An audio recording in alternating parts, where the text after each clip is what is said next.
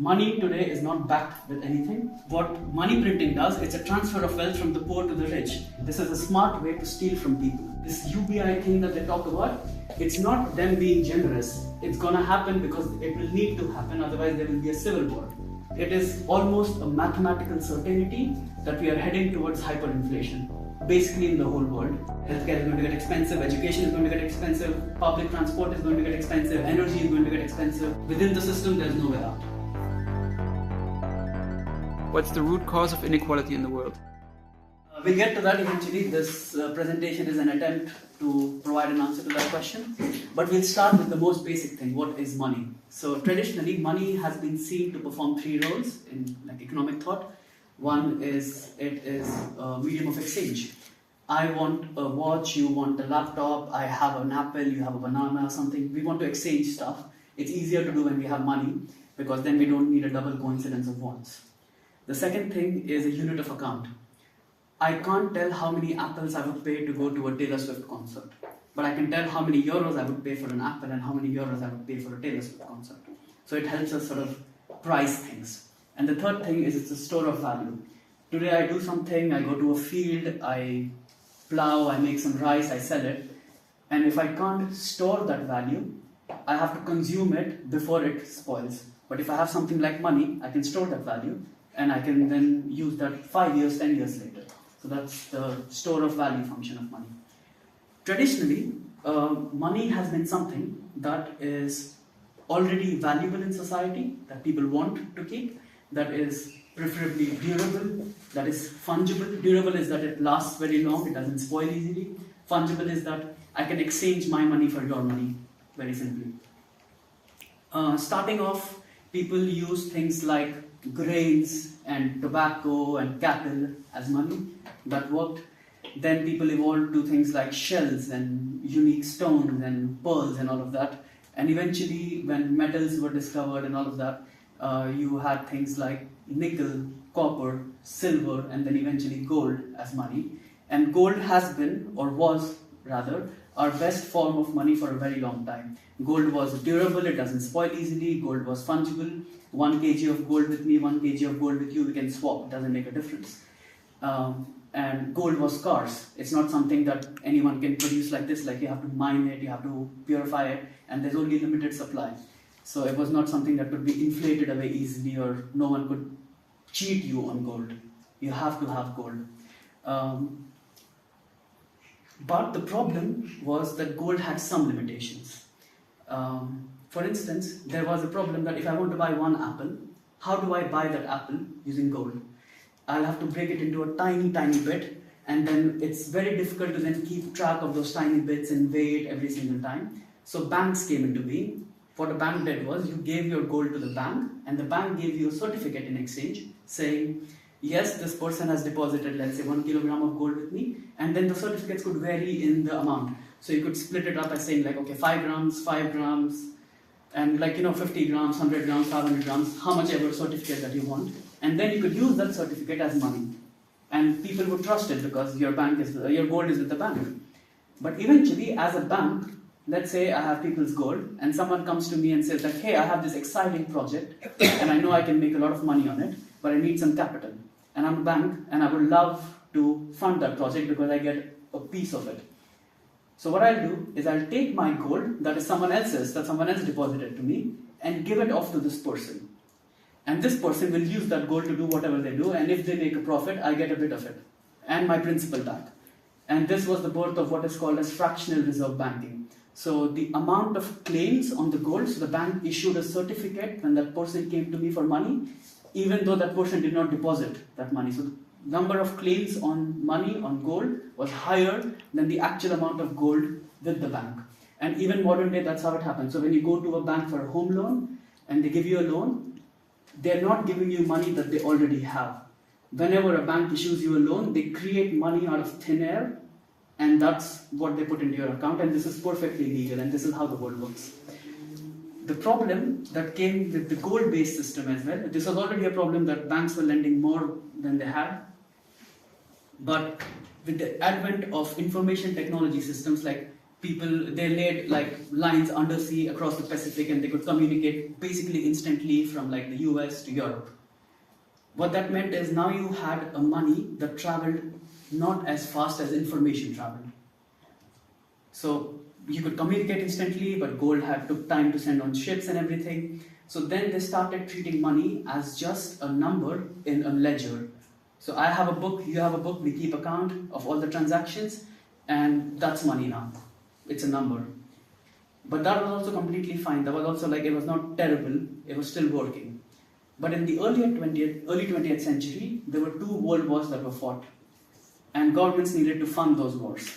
And I'm going to try and explain how they did that. Let's say these are 2 sandwiches, and these are 2 people. Person A, person B, and we are reducing a simple model of an economy. The entire world makes only 2 sandwiches, has only 2 people, and each of these people have like, let's say €1 with them, okay? Currently, each of them can buy 1 sandwich with their money. That's how it works. Like you can buy one, that's perfect. Let's say I am the government and I decide to print 2 more euros, and I give €1 to you and €1 to the other person. You have more money, but you're not richer because the economy still makes 2 sandwiches. So you can still buy 1 sandwich each, even though you have more money. Let's go back to the normal example. Instead of giving it to these people, the government decides that, hey, I want to fund a war. I want to fight a war. And I need taxes. I need money to fight the war. So I want 0.5 of your money and 0.5 of your money. So now I have €1. So I can buy this 1 sandwich. And now each of you are left with half a sandwich. People wouldn't like that. Loss aversion kicks in when someone comes and tries to take your money. There's a smart workaround. Instead of doing any of this, you just leave people with their original €1 here, €1 here, and you just print €2 because you can do that. You're the government. What this means is now this person can buy half a sandwich, this person can buy half a sandwich, and the government can buy the whole sandwich and fund the war. This is basically indirect taxation. This is a smart way to steal from people. This started basically rampantly in the early 20th century, and this went on and on and on. And then we had something called the Bretton Woods Agreement, where all other countries agreed to peg. So even when this was happening, by the way, it was still a gold standard. There was still gold in the bank with the government, and on paper, every single dollar, or every single euro or franc or whatever was tied to some amount of gold. So you could exchange, you could go to the bank, you give $1 and they give you some ounces of gold in return. In the Bretton Woods Agreement, everyone said like, okay, we are going off the gold standard, only US will stay on the gold standard, so dollar is tied to gold and all other currencies are tied to the dollar. But in 1971, by 1971, countries figured out that there were a lot more dollars on the market than there could possibly be gold to back it with. Because the US was fighting wars in Vietnam, engaging in the Cold War, and just printing a lot of money left, right, and center. So France basically sent ships full of dollars to the US coast and be like, you take the dollars and give us our gold back. And then other European countries started doing that. And eventually in 1971, the US government had to go off the gold standard because they literally did not have the gold to pay for all the fake dollars that they had printed, the false dollars. So you're now in a situation where now you have a fiat standard. So money today is not backed with anything. Governments print as much as they want. When they print money, they dilute your purchasing power, as I showed. When they print money, you lose the percentage of the economy that your money accounted for. But what also happens at the same time, because people figured this out long ago, that this was the effect of money printing, that hard assets that were scarce, that could not be reproduced or replicated easily, like land, real estate, like gold itself, like rare famous paintings, like stocks of successful money-making companies. These hard assets is where all the money started flowing in. So if you want to preserve your wealth, if you want to preserve your purchasing power, you would put your money in these hard assets, so over time you don't lose your purchasing power. And what this means, and we know that most of the real estate, most of the stocks, most of these fancy, expensive paintings are owned by the rich, by the haves, by the 1%. What that means is because most commoners keep their money in cash in a bank account or under a mattress or something, the value of their money, the purchasing power of their money kept going down, while the purchasing power of the money that the rich people kept, which they stored in real estate, basically in hard assets, kept going up. And this is a continuous process of increasing inequality. And after getting off the gold standard, governments printed much more money than they ever had before. During the time they got off the gold standard, the debt to GDP ratios of governments were anywhere between like 10, 20, at max 40%. Currently, the US is at 130%, Japan 250%, China 350%, and that's China, so who knows if it's true. But this is only going to get worse. At today's state, it is almost a mathematical certainty that we are heading towards hyperinflation, basically in the whole world. Because if you look at the expenses that governments have, most of their expenses are either written into law, so cannot be changed, or if you try to change them, there will be a civil war or an economic collapse. For instance, healthcare, education, public services, any kind of social security benefits. These are huge. These are usually the top expenses of any like rich industrialized nation. After that, many countries like the US have defense as their main expense. But if you go to number 3 in the US, it's interest payments on existing debt. So already they have accumulated so much debt, 130% of GDP, not of earnings, but of GDP. Can I get 1 or 2 more minutes? Please, yes. Yes, please. Are people interested? Definitely. But do we have it? We are all interested, but if everybody did this, then we would have like, Okay, I'll chance to explain world economy in 10 minutes. I'm trying to conclude. Yeah, so the You point can is... have 2 of my minutes. Yeah, also I give you 2 of my minutes, so... Yeah, so thank you. So the point is, we are running towards a situation where governments are printing more and more money and they don't have a choice.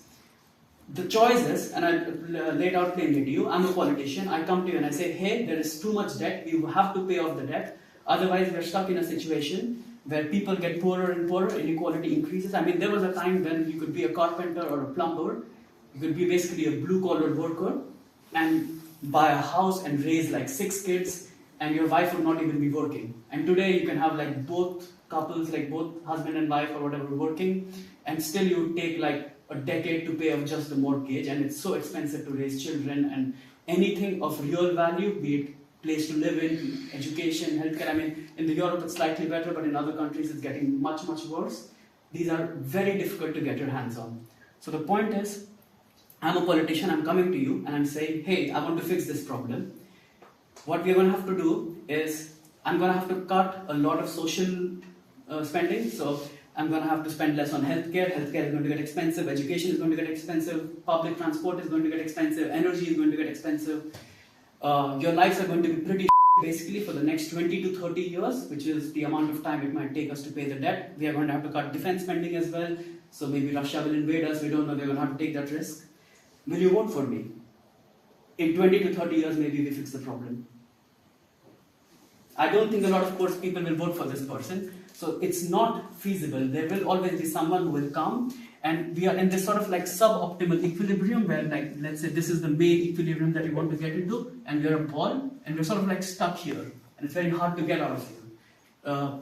It's very hard to convince people to be like, yeah, we have to reduce debt. So government, and they see the inequality. They see that there are people who have so much, so of course it's possible for other people to have a little more. But it's just that the system is so rigged that we are currently based on, that they can keep printing more and more money. They can keep this UBI thing that they talk about. It's not them being generous. It's going to happen because it will need to happen, otherwise there will be a civil war. It's going to get to a point where it gets so expensive without the government funding basic living things that most people, or at least a significant chunk of people, cannot survive. Already, if you look at like housing, it's so expensive. Most educated working people can't afford to buy a home. Even if you're just renting a house, 40 to 50% of your income just goes in that rent. That's crazy. That was not always the case. Like, it's easy to forget. Talk to your grandparents. Point is, what's the solution? Is there a solution from within the system? I don't think so. Anyone who tries to understand the system, like, you just scratch your hair and you're like, how do you get out of a problem that big? So, what system do we move into? And this is where I need you to be a little bit open-minded. Do you know what the symbol means? Bitcoin? Yes. Bitcoin is money, it's like gold, but it's much better. Let's discuss the problems that we had with gold. You are starting with Bitcoin now because your No, time I'm not is going to quite spend any up, time with and it's Bitcoin. also quite a big topic. Yeah, I'm not going to spend any time. I'm going to let people ask questions if they want Okay. to. I'm just quickly saying it has a 21 million cap. So there are going to be 21 million Bitcoin, and that's it. You cannot print more. This is literally in the code, which means that as the economy expands, see, technology is inherently deflationary. Technology means that we get better at producing stuff. It gets cheaper to produce stuff. We can produce more stuff. So in an economy where the money was not rigged, where governments were not printing so much, as we produce more and more sandwiches, everyone with the same money, with the same euro, could buy more sandwiches. I could buy 2 sandwiches if there were 4 with my single euro.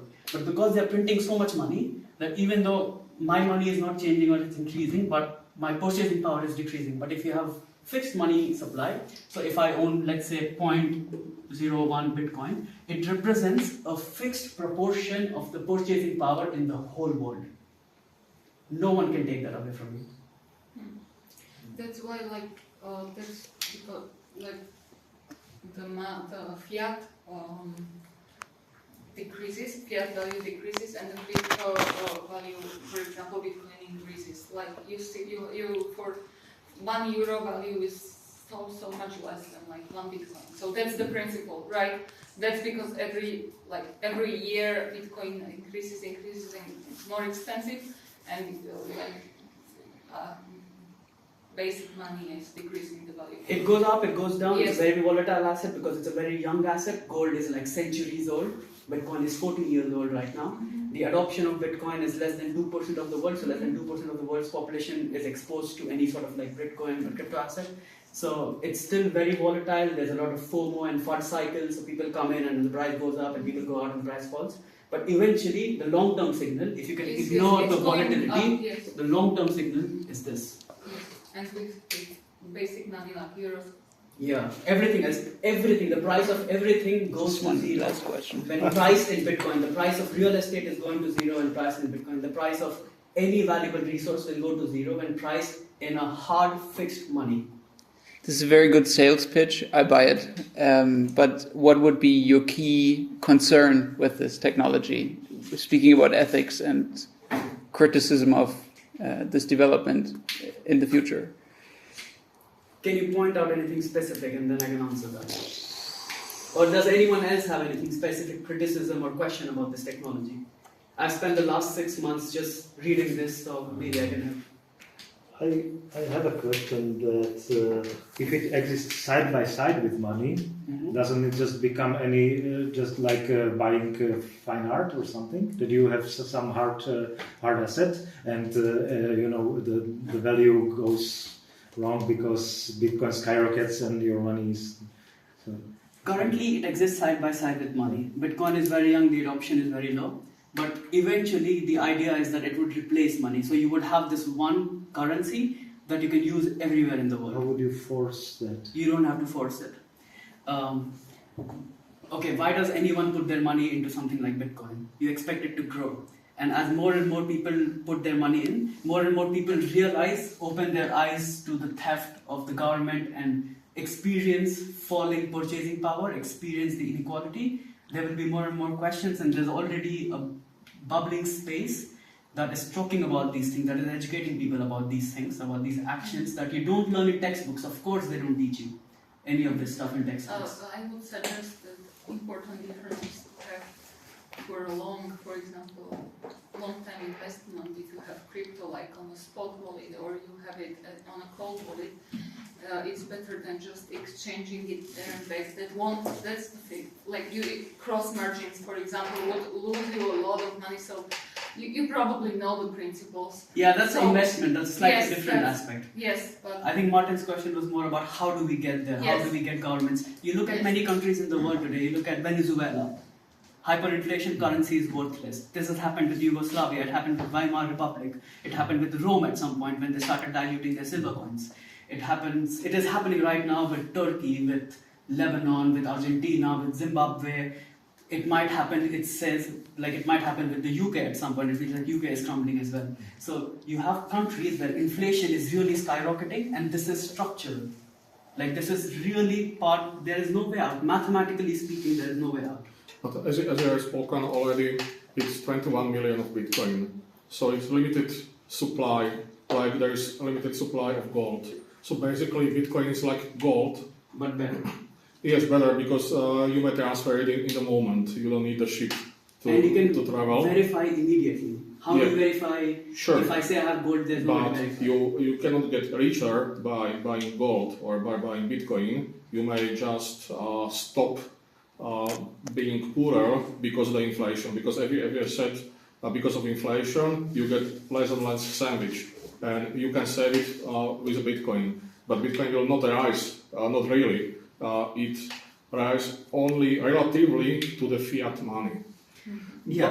This is the optimal point. The pessimistic point of view is in the next decade when the quantum computing will be quite widespread. They will take you everything. They will what? They will take you everything. Everyone. Mining will not be expensive anymore.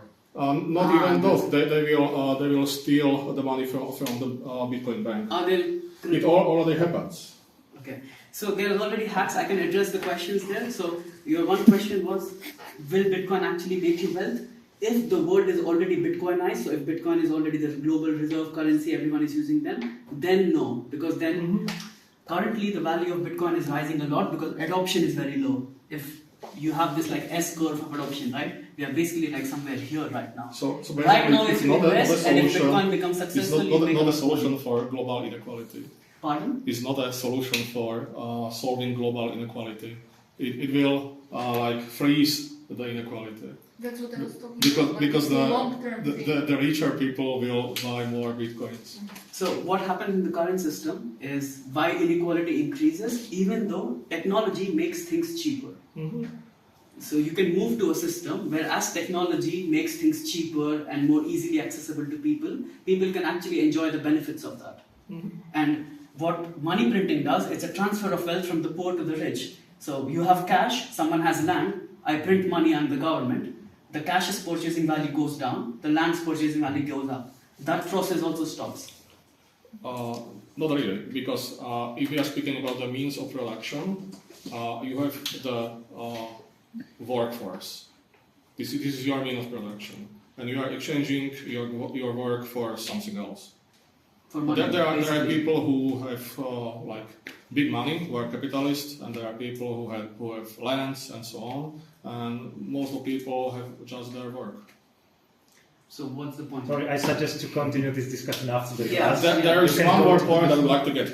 You have spoken about like solving politically this oscillation or this inflation and so on, and you have spoken that it will need 20 years of like tightening the belts.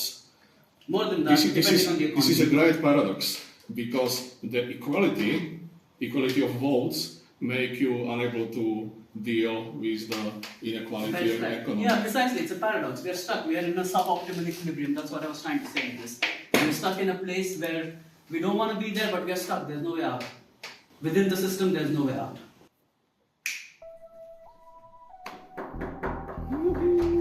Yeah.